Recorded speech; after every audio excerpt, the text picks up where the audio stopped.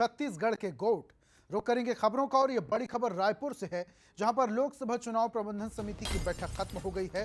बैठक के बाद सीएम विष्णुदेव साय का बयान भी आया। तीसरी बार नरेंद्र मोदी प्रधानमंत्री बनेंगे, सभी मतदाताओं का धन्यवाद देता हूं, ये कहना है साय का। छत्तीसगढ़ के मतदाताओं के आभारी हैं। लोकसभा के चुनाव में ऐतिहासिक विजय मिली। 11 में से 10 लोकसभा सीट में बीजेपी जीती है।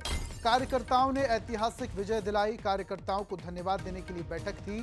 10 सांसदों का प्रदेश अध्यक्ष ने सम्मान भी किया है। तो ये बड़ी खबर आप तक पहुंचा रहे हैं। छत्तीसगढ़ में 11 में से 10 सीटें बीजेपी की झोली में चली गई, जबकि एक सीट सिर्फ कोरबा कांग्रेस की झोली में है। और यहां पर अच्छी खासी जीत को लेकर बीजेपी में खुशी का माहौल है, जिसको लेकर एक बैठक की गई और ये बैठक काफी महत्वपूर्ण है।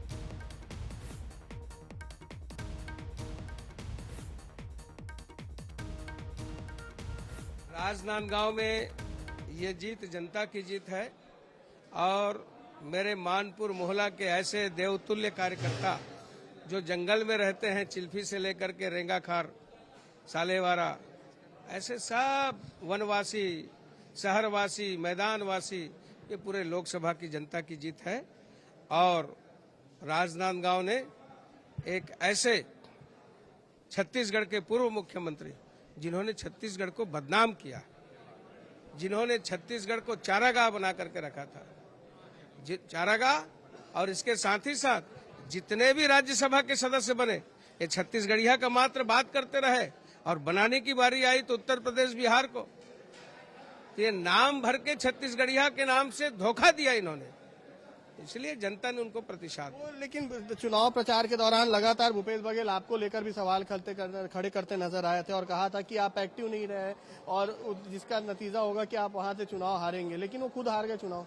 जनता ने उसकी बातों को नकार दिया और मुझे जिता दिया। तो जनता ने जो है वो क्लियर कर दिया कि ये झूठ है, इसका जो है ये कालनेमी है, कालनेमी जिमि रावण राहु, नंबर 1 के डुप्लीकेट आदमी, धोखा देने वाले आदमी, इसलिए उनको सबक सिखाए। आखिरी सवाल, क्या सुझाव देना चाहेंगे आप भूपेश बघेल को और कांग्रेस को? ऐसा है भैया, वैसे तो मेरे को इनको कोई सुझाव देने का अधिकार नहीं है। अब आप पूछ रहे हैं तो केवल मैं इतना ही कहूंगा कि ये जितने भी ये जो कर्म किए हैं उसमें सरकार का साथ दे, सरकार का साथ दे। बहुत संविधान की बात करते थे, कानून की बात करते थे।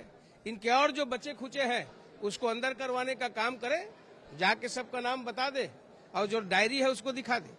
तो बिल्कुल देखिए, ये थे संतोष पांडे, जिन्होंने कहा कि जो भूपेश बघेल है उनके हार का कारण खुद है और जिस तरीके से उन्होंने प्रदेश को लूटा और प्रदेश के लिए चारागाह बने थे उसका कारण है कि वो चुनाव हारे। वहीं उन्होंने जमकर जो है उनके ऊपर निशाना भी साधा है और ये भी कहा है कि वो जो पुराने भ्रष्टाचार है उन भ्रष्टाचार का जो नाम और बचे हुए हैं उसको उजागर कर दे तो ज्यादा ठीक होगा। कैमरामैन दीपक के साथ गौरव शुक्ला, बंसल न्यूज, रायपुर।